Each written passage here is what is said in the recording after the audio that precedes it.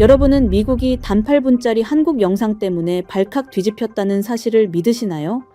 어느 날 미국의 사회복지 전문가들 앞에서 한국의 영상 하나가 공개되었습니다.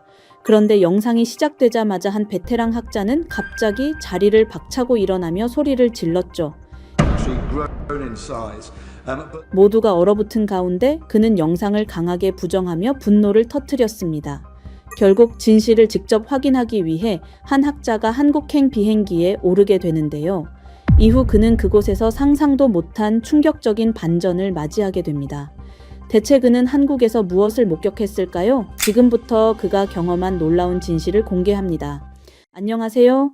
저는 로버트 존슨이라고 합니다. 미국 사회복지학자죠. 사실 저는 한국에 대해서 특별한 감정이 없었습니다. 그저 아시아의 한 나라 정도로만 생각했어요. 하지만 제 동료 마이클 해리스는 달랐습니다. 마이클은 항상 한국에 대해 극단적인 혐오감을 드러냈어요. 그의 한국에 대한 증오는 정말 심각한 수준이었죠. 그는 평소 한국이 여전히 가난하고 낙후된 나라라고 주장했죠. 게다가 한국 관련 뉴스가 나오면 가짜 뉴스라며 코웃음을 쳤습니다. 한국의 경제 성장 소식을 들으면 조작된 통계라고 비웃었어요. 더 심각한 건 그의 차별적 발언들이었습니다. 마이클은 한국인들을 무능하다고 깎아내렸어요. 한국 문화는 모방과 도둑질의 산물일 뿐이라고 했죠. 한국 음식도 더럽고 비위생적이라며 혐오감을 드러냈습니다. 케이팝이나 한국 드라마가 인기를 끄는 것도 못 견뎌 했어요. 그런 것들이 서구 문화를 오염시킨다고 분노했습니다. 한국이 문화 강국이라는 말만 나와도 허튼 소리라며 화를 냈어요. 이뿐만이 아니었습니다. 마이클의 편견은 일상 대화에서도 계속 나타났죠. 아시아계 학생들과 대화할 때도 한국 출신이면 특히 냉대했어요. 한국의 교육 시스템도 주입식이라며 무시했죠. 한국 기업들의 성공도 정부 지원 덕분일 뿐이라고 폄하했습니다. 그러다 얼마 전 미국 사회복지학회에서 결정적인 사건이 일어났습니다. 학회 주최 측에서 한국의 사회복지 시스템을 소개하는 영상을 상영했어요. 한국의 사회적 복지와 노인 돌봄 시스템을 다룬 8분짜리 다큐멘터리였죠. 영상이 시작되자마자 마이클의 얼굴이 일그러졌습니다. 화면에 나오는 한국의 현대적인 복지시설들을 보며 혀를 찼어요. 체계적인 돌봄 서비스 장면에서는 고개를 절레절레 흔들었습니다. 그러다 영상이 절반쯤 진행되었을 때였어요. 마이클이 갑자기 자리에서 벌떡 일어났습니다. 그리고는 학회장 전체에 울려 퍼질 만큼 큰 소리로 외쳤죠. 이건 완전한 사기극입니다. 한국 같은 삼류 국가의 복지가 뭐가 대단하다는 겁니까? 마이클의 목소리는 학회장 구석구석까지 퍼졌습니다. 하지만 그는 멈추지 않았어요. 한국은 여전히 후진국이라고요. 저런 가짜 시설들로 우리를 속이려고 하고 있습니다. 이런 조작된 영상이 미국의 가치관을 위협하고 있다고요. 마이클은 화면을 가리키며 계속해서 소리를 질렀습니다. 한국의 복지시설은 모두 연출된 것이라고 주장했어요. 실제로는 낙후된 시설들 뿐일 거라고 단정했죠. 대체 우리가 왜 이런 거짓말을 들어야 하는 겁니까? 한국 따위가 미국보다 나을 리 없어요. 대체 이런 선전물을 왜 여기서 틀고 있는 거냐고요. 학회장이 순식간에 조용해졌어요. 200여 명의 학자들이 모두 마이클을 바라봤습니다. 그의 얼굴은 분노로 일그러져 있었고 손은 주먹을 꽉 쥐고 있었어요. 주최 측에서 진정시키려 했지만 그는 듣지 않았어요. 결국 학회장을 박차고 나가버렸습니다. 그의 뒷모습은 분노로 가득했죠. 그렇게 학회가 끝난 후 저는 동료들과 함께 카페에서 이야기를 나누었습니다. 마이클의 돌발 행동으로 인한 당황스러운 상황에 대해 얘기하다가 자연스럽게 한국 영상에 대한 대화가 나왔어요. 저는 솔직하게 말했습니다. 한국의 복지 시스템이 생각보다 체계적이고 인상적이었다고요. 특히 노인 돌봄 서비스의 디지털화나 개인 맞춤형 관리 시스템은 정말 놀라웠다고 했죠. 동료들도 비슷한 반응을 보였어요. 한국의 발전된 모습에 대해 긍정적으로 평가했습니다. 저는 집에 가서 그 영상을 다시 한번 자세히 봐야겠다고 말했어요. 며칠 후 저는 실제로 학회 홈페이지에서 그 영상을 다시 시청했습니다. 처음 볼 때보다 더 자세히 살펴봤죠. 한국의 복지 정책과 시설 운영 방식이 참고할 만한 부분이 많다고 생각했어요. 그런데 문제는 마이클이 그 카페 대화를 들었다는 점이었습니다. 마이클은 저희가 한국을 칭찬하는 걸 보고 더욱 분노했어요. 특히 제가 영상을 다시 보겠다고 한 말이 그를 자극했죠. 그날 이후 마이클은 동료들에게 저에 대한 거짓 정보를 퍼뜨리기 시작했습니다. 제가 한국 영상을 극찬했다고 과장해서 말했어요. 심지어 제가 한국 복지 모델을 미국에 도입하자고 주장했다는 거짓말까지 지어냈죠.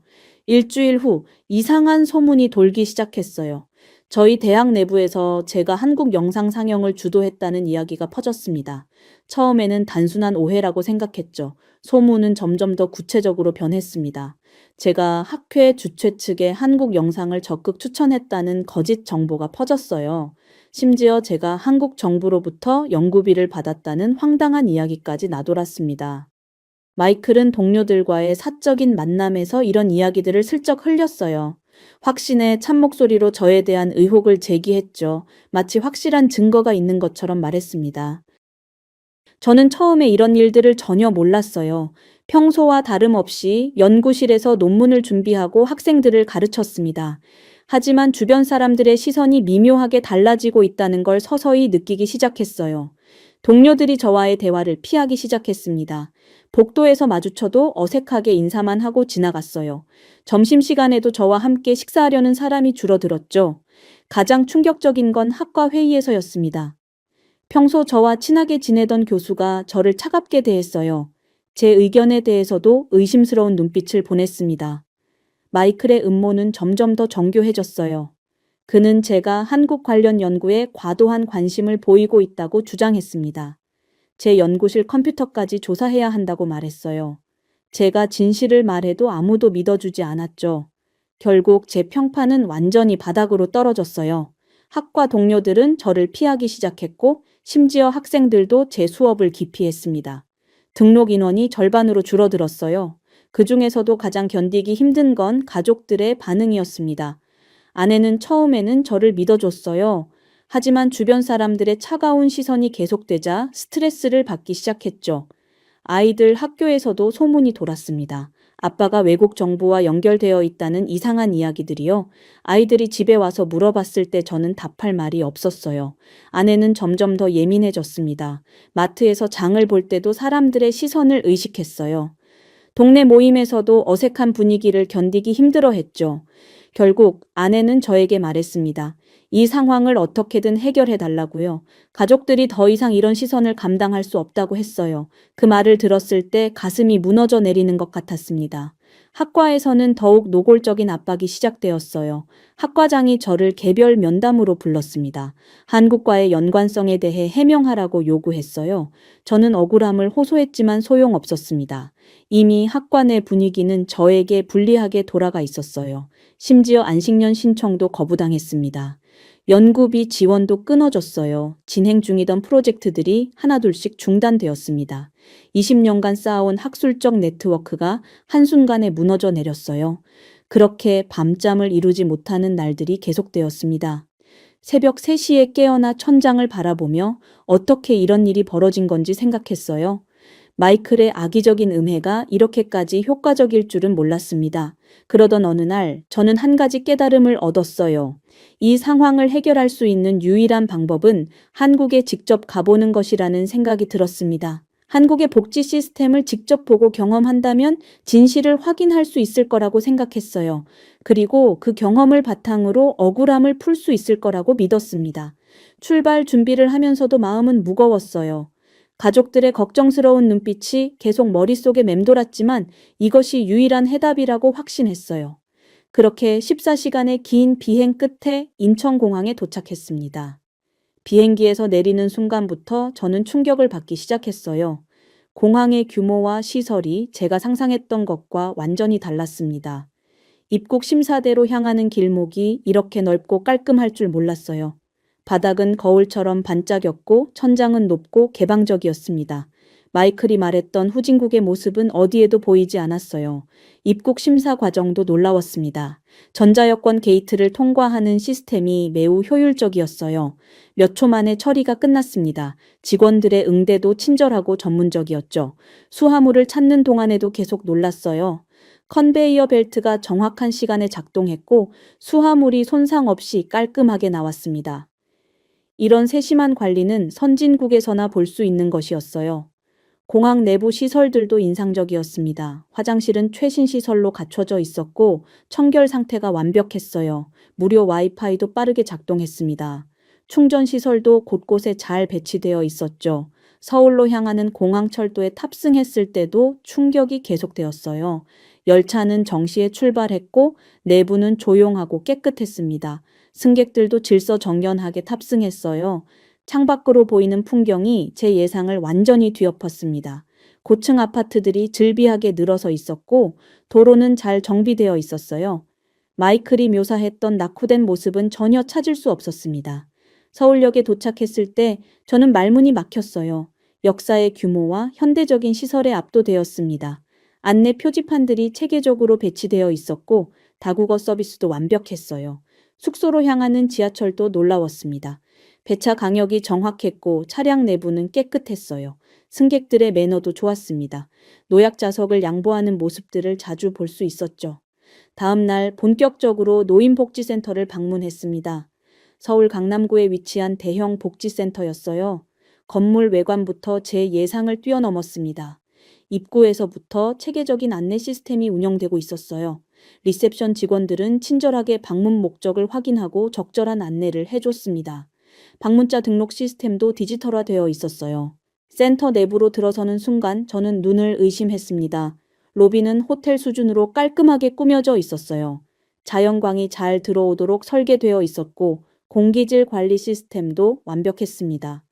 노인 맞춤형 의료 지원 시설을 둘러볼 때는 정말 놀랐어요. 최신 의료 장비들이 갖춰져 있었고 의료진들의 전문성도 높았습니다. 정기 건강검진 시스템이 체계적으로 운영되고 있었어요. 치매 환자 전용 프로그램도 인상적이었습니다. 개별 맞춤형 치료 계획이 수립되어 있었고 가족 상담 서비스도 함께 제공되고 있었어요. 치료 환경도 환자 중심으로 세심하게 배려되어 있었습니다. 가장 놀라운 건 개인 맞춤형 생활관리 시스템이었어요. 각 이용자의 건강 상태와 선호도를 데이터베이스화해서 개별 서비스를 제공하고 있었습니다. 식단 관리부터 운동 프로그램까지 모든 것이 개인화되어 있었어요. 직원들의 태도도 감동적이었습니다.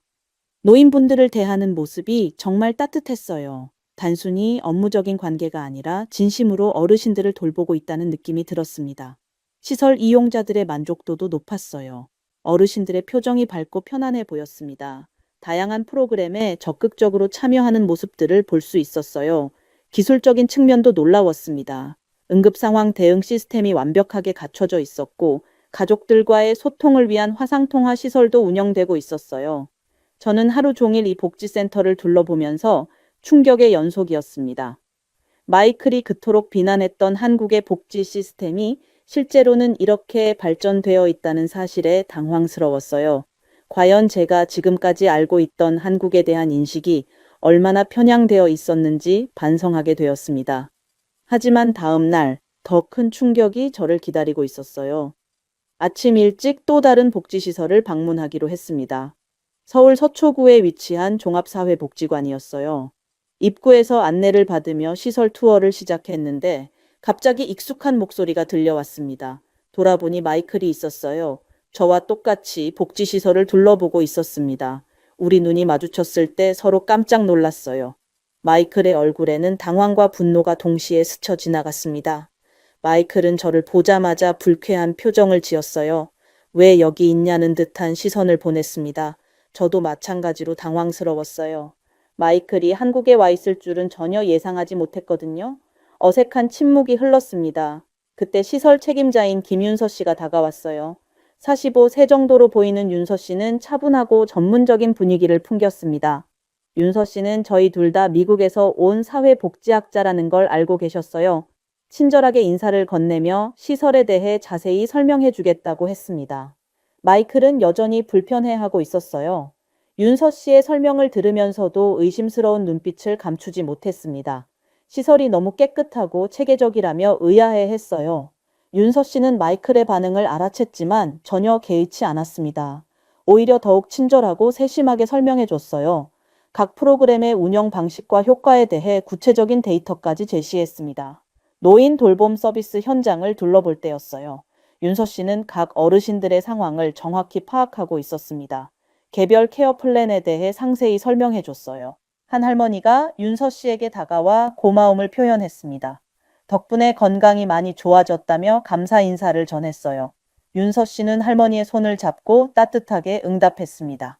마이클은 이런 모습을 보면서 점점 더 혼란스러워했어요. 자신이 예상했던 것과 너무 다른 현실이었거든요.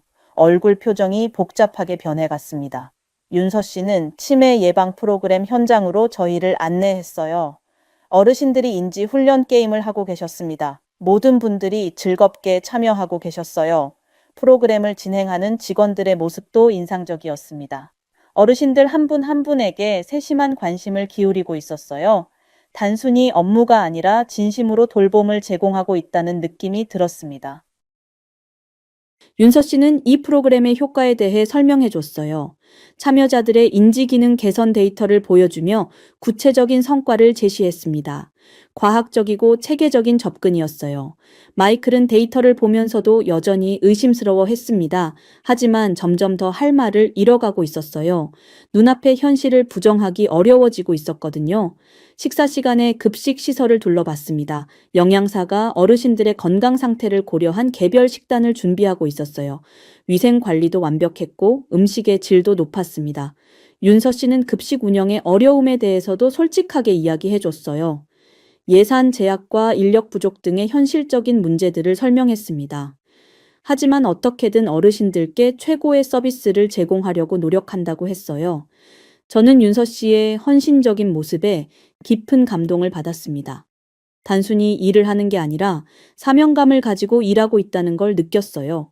이런 분이 있기에 한국의 복지가 이렇게 발전할 수 있었구나 싶었습니다. 오후에는 재활치료실을 방문했어요. 물리치료사들이 어르신들과 함께 운동하고 있었습니다. 최신 재활 장비들이 갖춰져 있었고 치료 프로그램도 개별화되어 있었어요. 윤서 씨는 재활치료의 중요성에 대해 열정적으로 설명해 줬습니다. 어르신들의 독립적인 생활을 위해 얼마나 중요한지 강조했어요. 그 순간 저는 윤서 씨에 대한 존경심이 더욱 깊어졌습니다. 마이클도 점점 더 말수가 줄어들고 있었어요. 처음에 적대적인 태도가 서서히 누그러지고 있었습니다. 현실 앞에서 자신의 편견을 유지하기 어려워지고 있었거든요. 하루 종일 시설을 둘러본 후 윤서 씨는 저희를 사무실로 안내했어요. 차를 마시며 한국 복지 정책에 대해 더 자세한 이야기를 나눴습니다. 윤서 씨의 배려심 깊은 모습과 전문성에 저는 완전히 매료되었어요. 이런 분이 한국 복지의 현장에서 일하고 있다는 사실이 정말 인상적이었습니다. 모든 것이 제 예상을 뛰어넘는 경험이었어요. 다음 날부터 저는 본격적으로 한국의 복지 현장을 더 깊이 체험하기 시작했습니다. 윤서 씨가 직접 안내해 주기로 했어요. 서울 시내 여러 복지시설들을 차례로 방문하는 일정이었습니다. 아침 일찍 만나서 첫 번째 목적지로 향했죠. 강북구에 위치한 노인 전문 요양원이었습니다. 건물에 들어서자마자 저는 또 한 번 놀랐어요. 로비에 설치된 디지털 안내 시스템이 방문자들을 맞이했습니다. 각 층마다 다른 테마로 꾸며져 있었어요. 1층은 치매 초기 환자들을 위한 공간, 2층은 중증 환자들을 위한 특별 관리실이었습니다. 첨단 장비들이 곳곳에 배치되어 있었어요. 낙상 방지를 위한 센서 시스템이 복도마다 설치되어 있었습니다. 응급 상황 발생 시 즉시 의료진에게 알림이 가는 시스템이었죠.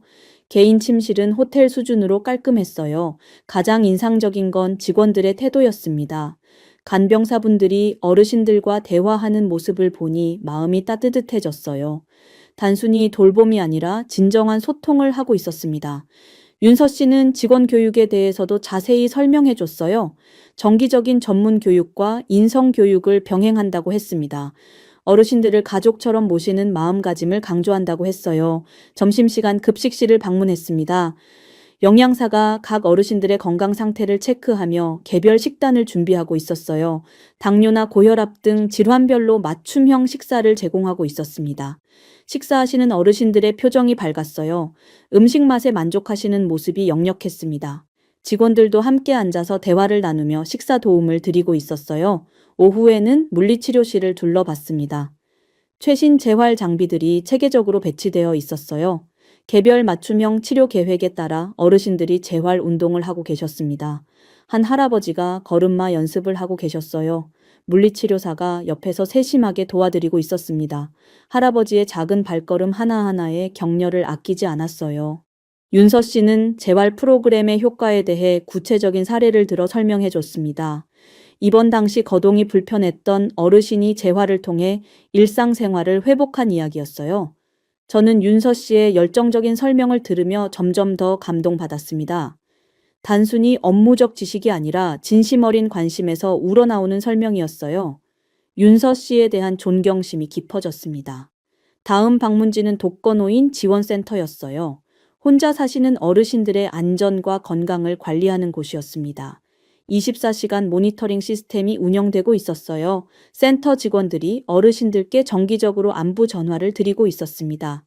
단순한 안전 확인이 아니라 진심 어린 대화를 나누고 있었어요.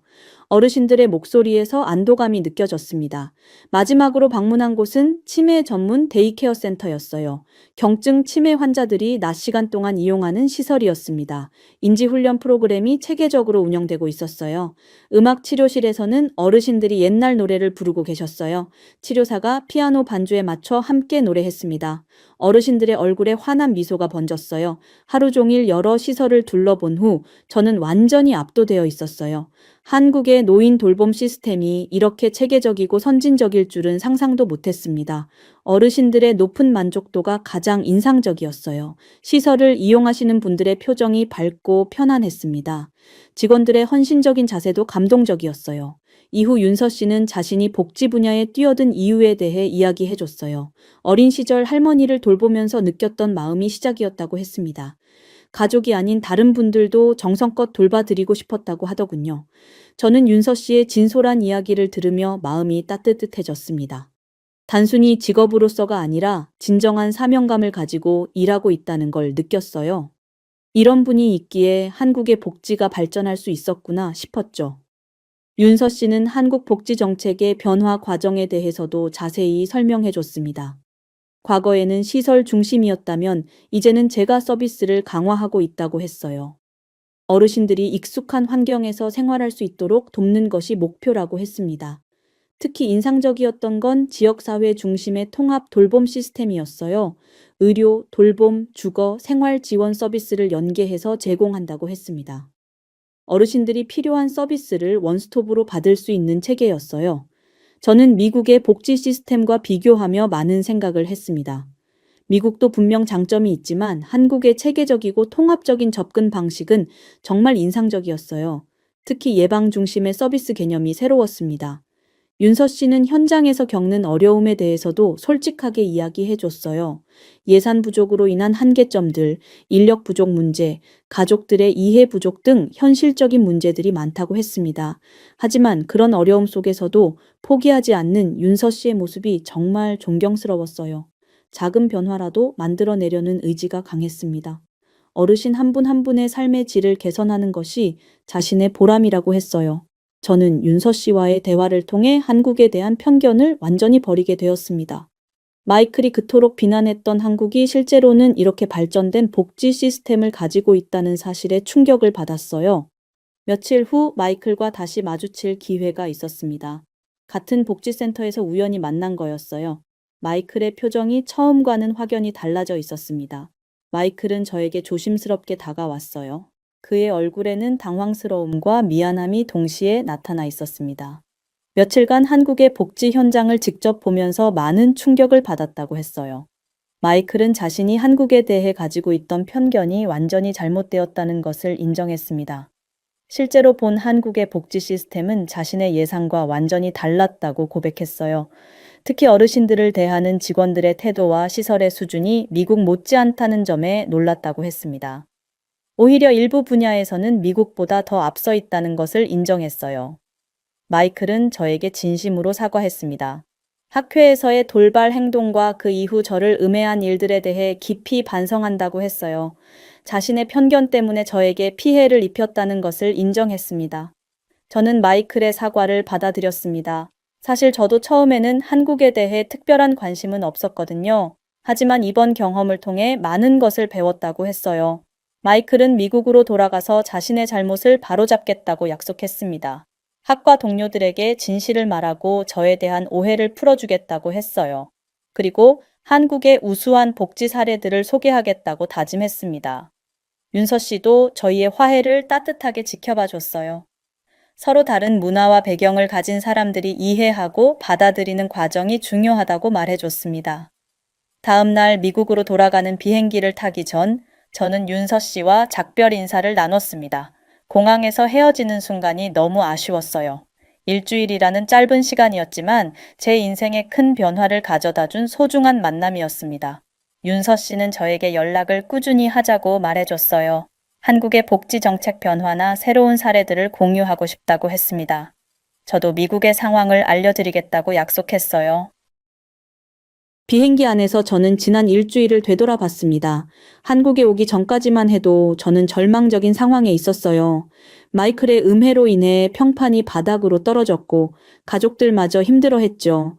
하지만 한국에서의 경험은 모든 것을 바꿔놓았습니다. 직접 본 한국의 복지 시스템은 정말 놀라웠어요. 체계적이고 선진적인 운영 방식, 헌신적인 직원들, 만족도 높은 이용자들까지 모든 것이 인상적이었습니다. 미국에 도착한 후 저는 곧바로 대학으로 향했습니다. 동료들에게 한국에서의 경험을 이야기해야 했어요. 처음에는 의심스러운 눈빛으로 바라보는 사람들이 많았습니다. 하지만 저는 차분하게 제가 직접 본 것들을 설명했어요. 한국 복지시설의 사진들과 자료들을 보여주며 구체적인 사례들을 제시했습니다. 점차 동료들의 표정이 달라지기 시작했어요. 마이클도 약속을 지켰습니다. 학과 회의에서 공개적으로 사과했어요. 자신이 편견에 사로잡혀 잘못된 정보를 퍼뜨렸다고 인정했습니다. 그리고 한국의 복지 시스템이 실제로는 매우 우수하다고 증언했어요. 학과 분위기가 서서히 바뀌기 시작했습니다. 동료들이 다시 저에게 관심을 보이기 시작했어요. 한국에서의 경험담을 더 자세히 듣고 싶어 했습니다. 저는 윤서 씨와 정기적으로 연락을 주고받았어요. 화상통화를 통해 한국의 새로운 복지 정책들에 대해 배웠습니다. 윤서 씨도 미국의 복지 제도에 대해 궁금해했어요. 몇 주 후 저는 학회에서 발표할 기회를 얻었습니다. 한국의 복지 시스템 사례 연구라는 주제였어요. 많은 학자들이 관심을 보였습니다. 발표 당일 강당은 사람들로 가득 찼어요. 저는 떨리는 마음으로 무대에 올랐습니다. 한국에서 찍은 사진들과 영상들을 보여주며 생생한 경험담을 들려줬어요. 청중들의 반응이 뜨거웠습니다. 한국의 발전된 복지 시스템에 대해 놀라워했어요. 질의응답 시간에는 더 자세한 정보를 요청하는 질문들이 쏟아졌습니다. 이 발표는 큰 반향을 일으켰어요. 여러 학술지에서 논문 게재를 요청했습니다. 다른 대학에서도 강연 요청이 들어왔어요. 저는 마이클과 함께 미국 내 복지 시스템 개선 프로젝트를 시작했습니다. 한국의 우수 사례들을 미국 상황에 맞게 적용하는 연구였어요. 마이클은 정말 열정적으로 참여했습니다. 프로젝트는 예상보다 큰 성과를 거뒀어요. 정부 기관에서도 관심을 보이기 시작했습니다. 한국식 통합 돌봄 시스템 도입을 검토하겠다고 했어요. 가족들도 저의 변화를 긍정적으로 받아들였습니다. 아내는 제가 다시 활기를 찾은 모습을 보며 기뻐했어요.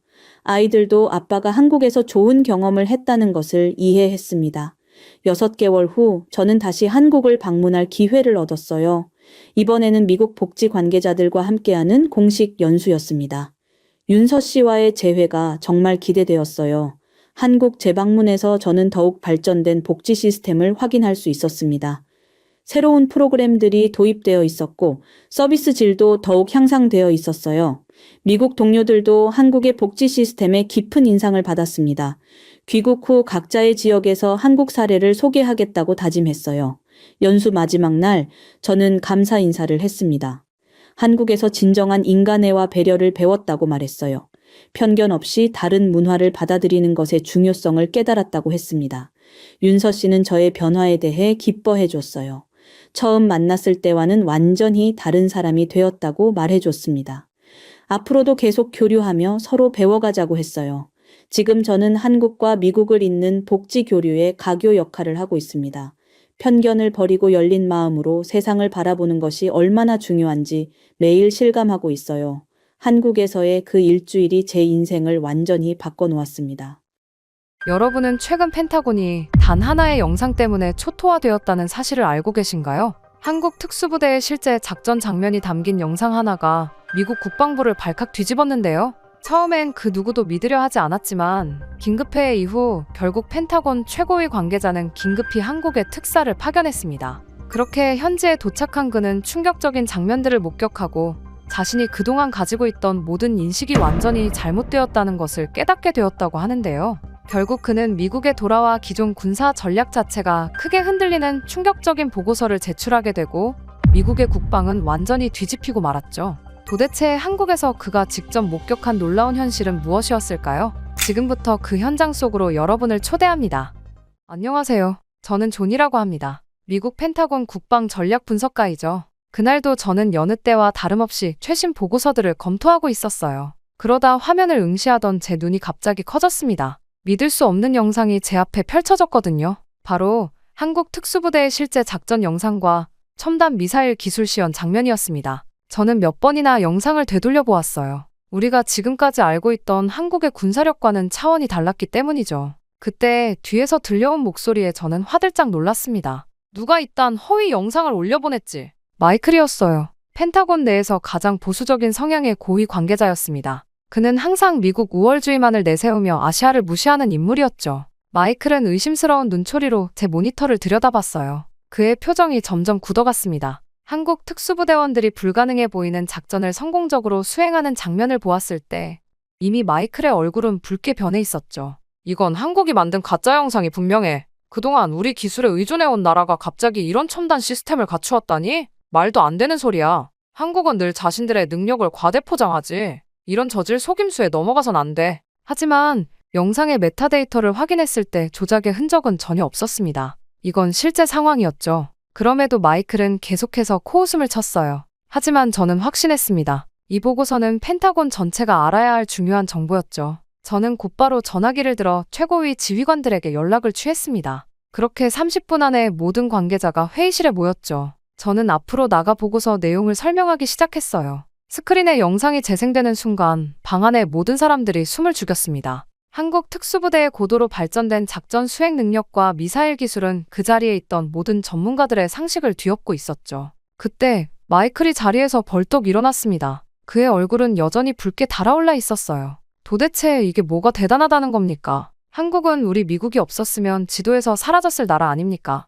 그의 말 한마디 한마디에서 경멸이 뚝뚝 떨어졌습니다. 이어서 마이클은 이건 한국이 미국을 속이려는 함정이라고 주장했어요. 한국인들은 항상 이런 식이었습니다. 저희한테 기생하며 모든 걸 훔쳐 자기들 것인 양 포장하죠. 이 영상도 분명 우리 특수부대 훈련을 몰래 촬영해서 편집한 겁니다. 생각해 보십시오. 저 정도라면 대체 뭐하러 주한 미군이 한국에 주둔하고 있겠습니까? 회의실의 정적을 깨는 그의 목소리만이 울려 퍼졌습니다. 저는 차분히 영상 속 기술적 부분들을 하나하나 짚어가며 설명했습니다. 다시 한번 메타데이터 분석 결과를 제시하고 한국의 국방 연구 개발비 증가 추세를 보여주는 그래프를 띄웠어요.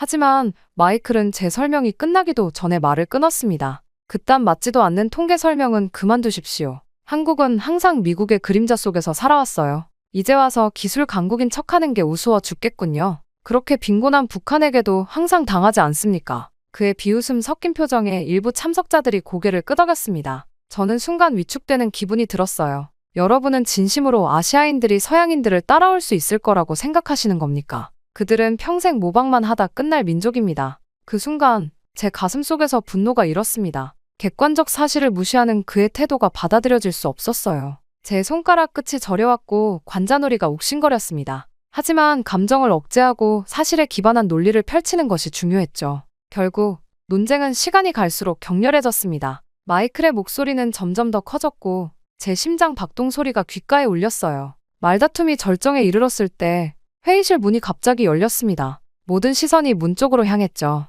펜타곤 최고지휘관이 무거운 발걸음으로 들어왔습니다. 그의 얼굴은 무표정했지만 눈빛은 날카로웠어요. 회의실 내부가 순식간에 조용해졌습니다. 그는 먼저 영상을 보고 싶다고 요청했죠. 영상이 끝나자 최고지휘관은 무거운 침묵 속에서 천천히 일어났어요. 그의 군복에 달린 휘장들이 형광등 불빛 아래 빛났습니다. 회의실은 더욱 조용해졌고 모든 사람들의 시선이 그에게 고정되었죠. 제 심장은 가슴을 뚫고 나올 것처럼 격렬하게 뛰었습니다. 최고지휘관은 한국의 군사력에 대한 정보가 왜 이제서야 보고되었는지 강한 어조로 물었어요. 그의 음성에서 불만과 의구심이 뚜렷하게 느껴졌습니다. 특히 마이크를 향한 날카로운 시선은 회의실 전체의 온도를 떨어뜨렸죠. 최고 지휘관의 목소리가 점점 높아지며 펜타곤 정보 시스템의 허점을 지적했습니다. 마이클의 얼굴은 더욱 창백해졌어요. 그의 손가락이 미세하게 떨리는 것이 보였습니다. 강한 자신감으로 가득 찼던 그의 목소리는 이제 희미해졌죠. 최고 지휘관은 이런 중요한 정보를 무시한 책임이 어디에 있는지 묻기 시작했습니다. 저는 등줄기로 식은땀이 흘러내리는 것을 느꼈어요. 제 주장이 인정받는 듯했지만 동시에 펜타곤 내부의 권력 구도가 흔들리는 순간을 목격하고 있었습니다. 최고 지휘관의 시선이 갑자기 저를 향했을 때 제 몸은 얼어붙었죠. 최고 지휘관은 손가락으로 저를 가리키며 자리에서 일어나라고 지시했어요. 저는 다리가 후들거리는 것을 느끼며 천천히 일어났습니다. 온 회의실의 시선이 제게 쏟아졌죠. 최고 지휘관은 제 눈을 똑바로 바라보며 한국으로 직접 가서 진상을 파악해야 한다고 말했습니다. 제 머릿속은 순식간에 복잡한 생각들로 가득 찼습니다. 한국으로의 급작스러운 파견은 제 경력에 큰 전환점이 될 수도 있었어요. 성공한다면 승진의 기회가 될 테지만 실패한다면 제 펜타곤 내 입지는 완전히 무너질 것이었습니다. 그리고 무엇보다 마이클과 같은 강경파들의 시선이 계속해서 저를 따라다닐 것이라는 부담감이 무거웠죠. 최고 지휘관은 특별 작전팀을 꾸려 저와 함께 파견한다고 발표했어요. 48시간 내에 한국으로 출발하라는 명령이었습니다. 저는 고개를 끄덕이는 것 외에는 어떤 반응도 보일 수 없었죠. 마이클의 눈빛에서는 여전히 의심과 불신이 읽혔습니다. 회의실을 나오면서 저는 갑자기 어깨에 실린 무게를 느꼈어요. 펜타곤 복도의 차가운 공기가 제 뺨을 스쳤습니다. 제 사무실로 돌아가는 길은 평소보다 몇 배는 길게 느껴졌죠. 사무실 문을 닫자마자 저는 깊은 숨을 내쉬었습니다. 책상에 앉아 급하게 한국에 대한 정보들을 모으기 시작했어요. 컴퓨터 화면에 비친 제 얼굴은 긴장으로 딱딱하게 굳어 있었습니다. 한국의 국방부, 특수부대, 방위산업체 등에 대한 모든 자료를 검토했죠. 밤이 깊어갔지만 제 머릿속은 점점 더 선명해지고 있었습니다. 다음 날 아침, 특별 작전팀 구성원들과의 첫 회의가 있었어요. 그들의 표정에서도 의구심이 읽혔습니다. 제 말을 전적으로 신뢰하는 듯한 사람은 한 명도 없었죠. 그럴수록 이 임무의 성공이 얼마나 중요한지 실감했습니다. 다음 날 한국으로 향하는 비행기에 오르며 이 임무가 제 인생을 완전히 바꿔놓을 것이라는 직감이 왔어요. 마침내 14시간의 긴 비행 끝에 인천국제공항에 도착했습니다. 비행기에서 내리는 순간부터 모든 것이 낯설게 느껴졌어요. 공항은 깨끗하고 현대적이었으며 최첨단 기술로 가득 차 있었습니다. 공항 곳곳에 설치된 로봇들이 승객들을 안내하고 있었죠. 미국에서 보던 것과는 확연히 다른 모습이었습니다. 특별 작전팀 동료들의 얼굴에도 미묘한 놀라움이 스쳐 지나갔어요. 우리를 마중 나온 한국 국방부 관계자들은 예상 외로 젊고 자신감 넘치는 모습이었습니다. 그들의 눈빛에서 어떤 열등감도 찾아볼 수 없었죠. 마이클이 묘사했던 한국인의 모습과는 전혀 달랐습니다. 서울로 향하는 고속도로는 깨끗했고 주변 건물들은 미래지향적이었어요. 창밖으로 보이는 풍경을 보며 제 선입견이 얼마나 잘못되었는지 깨닫기 시작했습니다. 차 안에서 한국 국방부 관계자는 우리의 일정을 설명했죠. 첫날은 서울 시내 시설들을 둘러보고 다음 날부터 군사시설과 특수부대 훈련장을 방문할 예정이었습니다. 호텔에 도착해 짐을 풀고 창밖을 바라봤어요. 서울의 야경은 믿을 수 없을 정도로 화려했습니다. 빌딩들은 첨단 기술의 향연을 펼치고 있었고 도시 전체가 거대한 유기체처럼 살아 움직이는 듯했죠. 펜타곤에서 보았던 보고서와 영상에서 느꼈던 의구심이 서서히 사라지기 시작했습니다. 첫날 일정은 한국의 주요 방위산업체 방문으로 시작됐어요. 건물 입구에서부터 느껴지는 보안 시스템의 정교함에 놀랐습니다. 홍채 인식, 안면 인식, 지문 인식이 모두 결합된 시스템이었죠. 엘리베이터에서 내려 연구시설로 들어서는 순간 저와 팀원들의 입이 절로 벌어졌습니다. 눈앞에 펼쳐진 연구시설은 펜타곤의 그것보다 훨씬 현대적이었어요. 연구원들은 모두 집중하여 작업하고 있었고 그들의 손끝에서 미래 기술이 만들어지고 있었습니다. 무기 시스템, 통신 장비, 보안 기술 등 모든 분야에서 최첨단 기술을 목격했죠. 특히 인공지능을 활용한 무인 시스템 개발 분야는 미국보다 최소 5년은 앞서 있다는 느낌이 들었습니다. 오후에는 한국의 특수부대 훈련장으로 이동했어요. 이곳에서 실제로 우리가 펜타곤에서 봤던 영상 속 장면들을 직접 목격할 수 있었습니다. 특수부대원들의 움직임은 기계처럼 정확했고 그들이 사용하는 장비는 어디서도 본 적 없는 첨단 기술이었죠. 저는 자세히 관찰하기 위해 그들에게 가까이 다가갔습니다. 그때였어요. 갑작스러운 폭발음이 들렸고 훈련장 일부가 무너져 내렸습니다. 실제 상황이 벌어진 것이었죠. 테러 공격으로 추정되는 상황이었습니다. 저는 순간 얼어붙었어요. 그런데 한국 특수부대원들의 반응은 믿을 수 없을 정도로 신속했습니다. 그들은 즉시 저와 팀원들을 보호하기 위해 몸을 날렸고 정확한 대응 체계로 상황을 통제했죠. 혼란 속에서 저는 한국 특수부대원의 등 뒤에 숨어 있었어요. 그의 움직임은 너무나 정확했고 의사결정은 빨랐습니다. 불과 몇 분 만에 상황은 완전히 통제되었고 우리는 안전한 곳으로 대피했죠. 나중에 알게 된 사실이지만 이것은 실제 상황이 아니라 우리의 반응을 테스트하기 위한 모의 훈련이었습니다. 안전한 장소로 이동한 후 저는 미세하게 떨리는 손을 감추려 애썼어요. 한국 특수부대원들은 그 어떤 동요도 없이 임무에 집중하고 있었습니다. 그들의 눈빛에서 미국 특수부대원들에게서도 보기 힘든 강인함과 결단력이 느껴졌죠. 그날 밤 호텔방으로 돌아와 창밖을 바라보며 저는 깊은 생각에 잠겼어요. 제가 지금까지 믿어왔던 한국에 대한 인식이 얼마나 잘못되었는지를 깨달았습니다. 마이클의 말은 완전히 편견에 사로잡힌 것이었죠. 이곳에서 목격한 기술력과 특수부대원들의 역량은 분명 세계 최고 수준이었습니다. 침대에 누워 천장을 바라보며 내일의 일정을 생각했어요. 더 많은 놀라움이 기다리고 있을 것이라는 예감이 들었습니다. 다음 날 아침 저는 일찍 눈을 떴습니다. 창문 너머로 서울의 아침 햇살이 비치고 있었어요. 몸은 피곤했지만 마음은 어제의 경험으로 인해 흥분되어 있었습니다. 오늘은 한국의 주요 방위산업연구소와 특수부대 본부를 방문할 예정이었죠. 어제의 충격적인 경험 이후 오늘은 어떤 놀라움이 기다리고 있을지 기대되었습니다. 아침 식사를 마치고 로비에 내려가자 한국 측 안내원이 이미 기다리고 있었어요. 그의 정확한 시간 관념과 준비성에 다시 한번 놀랐습니다. 차에 오르자 그는 오늘의 일정을 상세히 설명했죠. 첫 목적지는 한국의 대표적인 방위산업체였습니다. 도착한 연구소는 외부에서 봤을 때는 평범한 건물처럼 보였어요. 그러나 내부로 들어서자 완전히 다른 세계가 펼쳐졌습니다. 입구에서부터 최첨단 보안 시스템이 작동하고 있었고 모든 시설이 미래지향적으로 설계되어 있었죠. 저와 팀원들은 놀라움을 감추지 못했습니다. 연구소 책임자는 자신감 넘치는 목소리로 한국의 독자 개발 기술들을 설명했어요. 특히 인상적이었던 것은 미사일 방어 시스템이었습니다. 미국의 PAC-3보다 욕격 성공률이 15% 높고 반응 속도는 2배 이상 빠르다는 설명에 저는 믿기지 않았죠. 더욱 놀라운 것은 이 모든 기술이 미국의 도움 없이 독자적으로 개발되었다는 사실이었습니다. 연구소의 한 과학자는 자신의 연구실로 저를 안내했어요. 그곳에는 아직 세상에 공개되지 않은 신형 통신 장비가 있었습니다. 그는 겸손하게 설명했지만 그 기술의 혁신성은 가히 충격적이었죠. 해킹이 불가능한 양자 암호화 기술을 적용한 통신 시스템이었습니다. 미국도 아직 연구 단계에 있는 기술이었어요. 점심시간, 연구소 내 식당에서 식사를 하며 저는 이곳 과학자들과 대화할 기회를 가졌습니다. 그들의 열정과 집중력 그리고 겸손함에 깊은 인상을 받았어요. 미국인들이 종종 보여주는 거만함은 찾아볼 수 없었고 오직 연구와 국가 안보에 대한 헌신만이 느껴졌습니다. 오후에는 특수부대 본부로 이동했어요. 차창 밖으로 보이는 한국의 풍경에서 저는 계속해서 새로운 모습을 발견했습니다. 특수부대 훈련장에 도착하자 엄격한 보안 검사를 거쳤죠.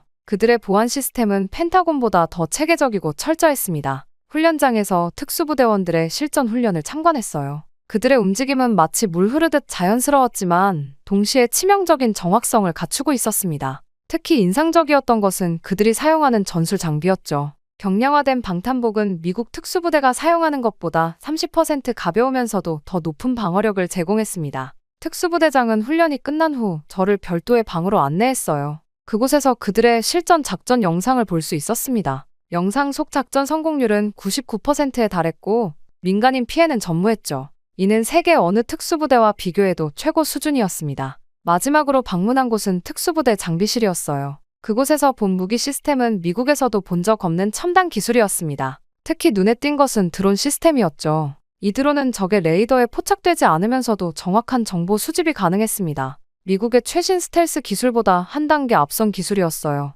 하루 일정을 마치고 호텔로 돌아오는 길, 저는 깊은 생각에 잠겼습니다. 이틀간 본 한국의 모습은 펜타곤에서 논의되던 한국과는 전혀 달랐어요. 마이클과 같은 강경파들이 얼마나 큰 오해를 하고 있었는지 실감했습니다. 한국은 더 이상 미국의 보호가 필요한 나라가 아니었죠. 오히려 미국이 배워야 할 점이 많은 강력한 동맹국이었습니다. 이후 워싱턴으로 돌아오는 비행기 안에서 저는 한국에서의 경험을 정리했습니다. 창밖으로 펼쳐진 구름 위로 태양이 빛나고 있었어요. 제 머릿속은 여전히 한국에서 목격한 놀라운 기술과 능력들로 가득 차 있었습니다. 비행기가 미국 영공에 들어섰을 때 제 심장은 점점 빠르게 뛰기 시작했죠. 곧 펜타곤에서 모든 것을 보고해야 한다는 압박감이 밀려왔습니다. 워싱턴 덜레스 공항에 도착하자마자 펜타곤으로 직행했어요. 복도를 걸어가는 동안 여러 동료들의 호기심 어린 시선이 느껴졌습니다. 누군가는 의심스러운 눈초리로, 또 다른 이들은 기대감 가득한 표정으로 저를 바라봤죠. 최고지휘관 사무실 앞에 도착했을 때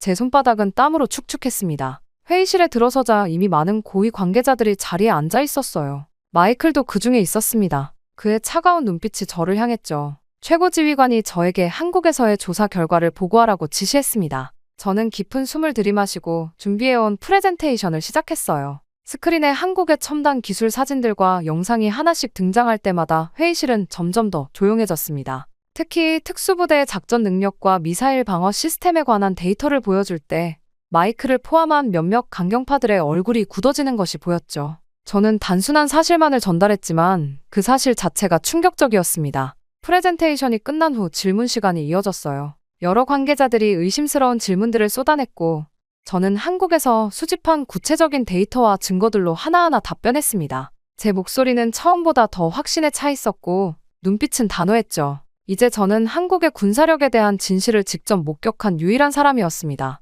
마이클이 자리에서 일어나 질문했을 때 회의실 전체가 긴장했어요. 그는 여전히 한국의 기술이 미국에서 유출된 것이라고 주장했습니다. 저는 침착하게 한국의 기술 개발 과정과 특허 데이터를 보여주며 그의 주장이 근거 없음을 증명했죠. 마이클의 얼굴이 점점 붉어졌지만 더 이상 반박할 논리가 없어 보였습니다. 최고지휘관은 저희 모든 보고를 주의 깊게 듣고 있었어요. 그의 표정에서 점차 변화가 감지되었습니다. 처음의 의구심은 서서히 이해와 수용으로 바뀌어갔죠. 그는 마지막 질문으로 제게 한국과의 관계를 어떻게 재정립해야 하는지 물었습니다. 저는 한국이 더 이상 보호받아야 할 약소국이 아니라 동등한 파트너로 대해야 한다고 강조했어요. 미국의 군사적 우월성에 기반한 낡은 패러다임을 버리고 상호 존중과 협력에 기반한 새로운 동맹 관계를 구축해야 한다고 말했습니다. 이것이 미국 국가 안보에도 더 이로울 것이라고 덧붙였죠. 회의가 끝난 후 최고지휘관은 저에게 개인적으로 접근했어요. 그는 제 보고서가 펜타곤의 아시아 전략에 중요한 변화를 가져올 것이라고 말했습니다. 그의 눈빛에서 저는 진정한 감사와 인정을 읽을 수 있었죠. 사무실로 돌아오는 길에 여러 동료들이 저에게 다가와 축하의 인사를 건넸어요. 펜타곤 내부의 분위기가 서서히 변하고 있음을 느낄 수 있었습니다. 저는 제 사무실 문을 닫고 창밖을 바라보았죠. 워싱턴 기념탑이 멀리 보였습니다. 무언가 중요한 변화가 시작되었다는 느낌이 강하게 들었어요. 며칠 후 대통령 안보회의에서 제 보고서가 논의되었다는 소식을 들었습니다. 한국과의 관계를 재정립하는 새로운 정책이 검토되고 있었죠. 마이클과 같은 강경파들의 영향력은 눈에 띄게 감소했고 더 균형 잡힌 시각을 가진 인사들이 전면에 나서기 시작했습니다. 한 달 후 저는 한국과의 새로운 군사 협력 프로젝트의 책임자로 임명되었어요. 이제 저는 과거의 편견을 깨고 두 나라 사이의 진정한 파트너십을 구축하는 중요한 역할을 맡게 되었습니다. 그렇게 한국과의 협력 프로젝트를 시작한 지 3개월이 지났습니다. 제 사무실 벽면에는 한국 방문 당시의 사진들과 함께 새로운 협력 프로젝트의 성과 그래프가 붙어 있었어요. 아침 일찍 출근해 창문을 열자 워싱턴에 신선한 공기가 들어왔습니다. 오늘은 중요한 날이었죠. 미 의회 국방위원회에서 한국과의 새로운 관계에 대해 증언해야 했습니다. 의회로 향하는 차 안에서 저는 발표 자료를 다시 한번 검토했어요. 심장이 빠르게 뛰었습니다. 오늘의 증언은 단순한 보고가 아니라 미국의 대외 정책 방향을 바꿀 수 있는 중요한 순간이었죠. 운전 중인 경호원의 뒷모습을 바라보며 저는 깊은 숨을 들이마셨습니다. 비공개 청문회장에 들어서자 수많은 의원들과 관계자들이 자리에 앉아 있었습니다. 그 중에는 마이클도 있었어요. 그는 여전히 냉담한 표정이었지만 예전의 적대감은 찾아볼 수 없었습니다. 청문회가 시작되고 저는 발언대에 섰죠. 목이 약간 건조해졌지만 곧 안정을 찾았습니다. 저는 한국에서의 경험과 그 이후 진행된 협력 프로젝트의 성과를 상세히 설명했어요.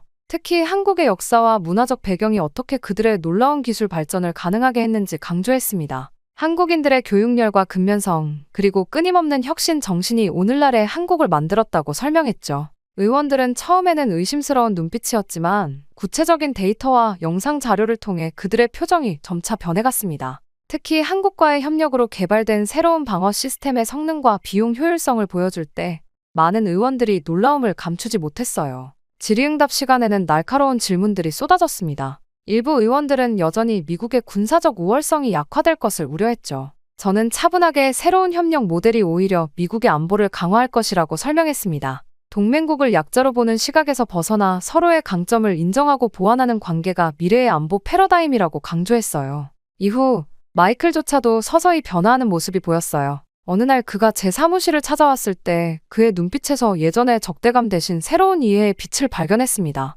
그도 이제 변화의 필요성을 인정하기 시작한 것이었죠. 창밖으로 보이는 워싱턴의 풍경처럼 미국 내 인식도 서서히 변화하고 있었습니다. 그리고 며칠 뒤 저는 대통령에게 호출을 받게 되었습니다. 대통령 집무실 밖에서 마지막 순간까지 자료를 검토했죠. 오늘은 한미 정상회담의 결과를 담은 새로운 군사협력 협정이 서명되는 날이었어요. 집무실 문 앞에 서 있는 경호원들의 긴장된 표정이 느껴졌습니다. 저는 넥타이를 바로잡고 깊은 숨을 들이마셨죠. 이 순간을 위해 몇 개월 동안 준비해왔습니다. 문이 열리고 저는 집무실로 들어섰어요. 대통령과 국가안보보좌관 그리고 몇몇 고위 관료들이 이미 자리에 앉아 있었습니다. 창문으로 들어오는 햇살이 테이블 위에 놓인 협정문을 비추고 있었죠. 저는 테이블 끝자리에 앉았습니다. 손끝이 미세하게 떨렸지만 마음은 확고했어요. 대통령은 먼저 제 기여에 감사의 뜻을 표했습니다. 그의 목소리에서 진정성이 느껴졌어요. 지난 6개월간의 노력이 마침내 결실을 맺는 순간이었습니다.